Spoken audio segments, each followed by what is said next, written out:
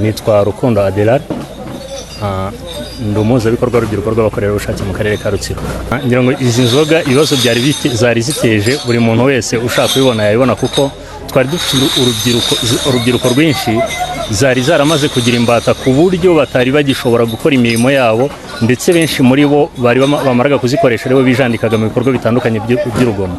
Nk'urubyiruko rw'abakorerabushake twifatanyije n'abaturage kugira ngo dukora ubukangurambaga uyu munsi, ari nabwo twangije inzoga zingana gutya mu rwego rwo kurinda urubyiruko rwacu kugira ngo rurokoke ibyo bibazo bitandukanye nari mvuze baterwa no kuzinywa. Ntabwo duhagarariye ahangaha kubera ko twifuza ko nta rubyiruko na rumwe rusigara ari imbata y'inzoga. Dukomeje ubukangurambaga uyu munsi twabukorera muri Kivumu, ariko twifuza ko tugira igihugu gifite urubyiruko ruzima rutekereza ku iterambere ryarwo, rutabaswe n'ibiyobyabwenge.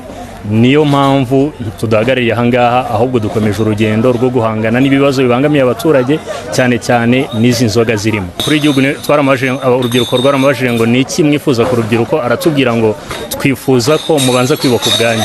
Ntabwo izi nzoga zatumaga urubyiruko ruzikoresha rutera imbere, kubera ko make rukoreye rwayamaraga ruyakoresha muri ibi biyobyabwenge. Ni kubw'iyo mpamvu urumva niba ayabonye makeya ayakoresheje muri izi nzoga ntabwo yashoboraga kwizigama. Muri uko kutizigama byagiraga ingaruka ku iterambere rye, rikagira n'ingaruka ku iterambere ry'igihugu, birumvikana. Twari dutegereje abagabo bari imbere badafite icyerekezo, ariko kubera ko izi nzoga zigabanutse cyangwa se ziri burekeraho gukoreshwa, twiteguye kubona urubyiruko ruzima kandi rufite imbaraga zo gukorera igihugu cyarwo no kwiteza imbere. Mu murenge wa Kivumu uyu munsi habaye igikorwa cyo kwangiza inzoga zafashwe mu baturage kubera ko zitujuje ubuziranenge, zikaba zaranasohotse ku rutonde rw'inzoga zahagaritswe na FDA. Hamenwe rero hangijwe inzoga zingana na litiro 12,810 ziri mu bwoko butatu: akaruhura, umubasha ndetse na nkuramire. Aho kandi harimo litiro ya marikeri atandukanye 34 n'ibice 8 za marikeri atandukanye, harimo nguvu ndetse na Red Warage. Ziriya zose zahagaritswe na FDA.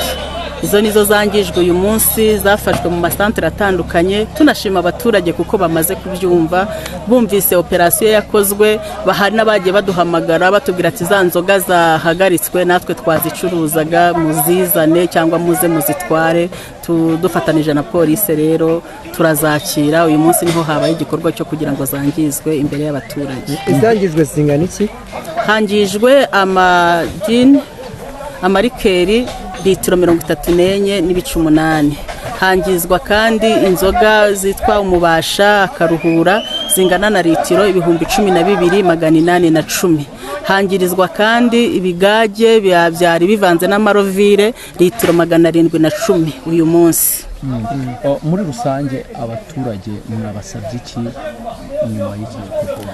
Icyo twasabye abaturage nyuma y'ubukangurambaga butandukanye bwakozwe n'ubuyobozi bw'inzego zose guherera ku nzego nkuru z'igihugu byo kwirinda inzoga zidafite ubuziranenge, twabasabye kuzirinda kuzinywa, kandi tubasaba ko naho zaba ziri bakizicuruza bamenyesha ubuyobozi, zikakusanyirizwa hamwe, inganda zikaza kuzitwara, aho inganda zitaje kuzitwara bakazishyikiriza ubuyobozi, hanyuma zikazangizwa mu ruhame. Ni ibihe bibazo umuntu atatinya kurenza ingohe yavuga yuko byari byibasiriye kominota hano mu murenge wa Kivumu byakomokaga ku ikoreshwa ry'izi nzoga? Ikoreshwa ry'izi nzoga ryagize ingaruka mu murenge wa Kivumu, aho hari abaturage baburaga umutekano, bamara kuzisinda bakarwana, hakaza amakimbirane mu miryango aturutse ko abagabo baba bazisinze, abamaze kuzinywa bagera mu rugo bakarwana n'abagore babo, ubwo umutekano muke ukaboneka. Icya kabiri, byangizaga n'amafaranga y'abaturage. Umuntu agakoraho kugira ngo ajye kwiteza imbere mu rugo, ahubwo amafaranga akayatwara mu kabari, bigahita noneho no kubera gukariha kw'izi nzoga byangiza n'ubuzima bwe, aho wasangaga hari abantu nyine batagifite imbaraga zo gukora mu buryo bugaragara nk'ubwo bari basanzwe bafite, kubera ko babaga banyoye ibiyobyabwenge. Urubyiruko ugasanga barirwa mu nzoga, ntabwo bari gukora. Ibyo byose bikaba byarateye ingaruka abaturage bacu, cyambere n'ayo makimbirane n'uwo mutekano muke, ndetse no kubura amafaranga kubera kuyangiza muri izo nzoga zitujuje ibisabwa. zikimara gucibwa ntago abari bazifite mu madepo cyangwa bazicuruzaga wenda bigeze bagaragaza ko babangamiye n'ifatwa ryazo cyangwa bagaragaze ko byabashyize mu gihombo, mwabaganirije mute n'iki kintu baberetse? Twarabaganirije tubereka ububi bw'izi nzoga, tubereka ingaruka zabyo. Nacyo nanavuze mbere tunashima ko ahubwo nabo bagize uruhare mu kujya batwereka aho izo nzoga zacururizwaga, abafite amadepo bakanatwereka n'aho bagiye baziha mu baturage kugira ngo babashe kuzivanayo. Nko guhera ku wa kabiri hari abaturage bari kutwihamagarira ubwabo batubwira ati za nzoga turazifite, dukora iki, mutuyobore aho izo nzoga tuzijyana. Ari n'ikintu dushima cyane, ari nabyo bitugejeje kuri uyu musaruro wo kuba hangijwe ibiyobyabwenge bingana gutya muri ubu buryo, ni ukubera ubufatanye n'abaturage. Ntabwo byabura ko abazicuruza bagaragaza ibihombo, ariko turabashimira ko bamaze kumva ko ubuzima bw'abaturage buri hejuru y'amafaranga yose bakwinjiza.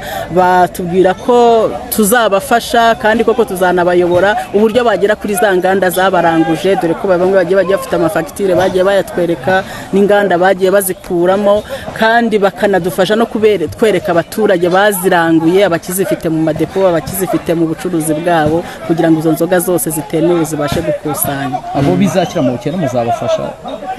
Ngira ngo iyo gahunda irahari, n'ubuyobozi bwacu bukuru bwagiye bubigaragaza. Tuzongera n'ubundi duhangane n'ingaruka zo kuba hari abo zashyize mu bihombo. Izo ngaruka twiteguye guhangana nazo nk'ubuyobozi bw'igihugu cyacu, kuko n'ubundi ntabwo bushishikajwe cyane n'icyatuma ubuzima bw'umuturage bugenda neza no kugira ngo yiteze imbere.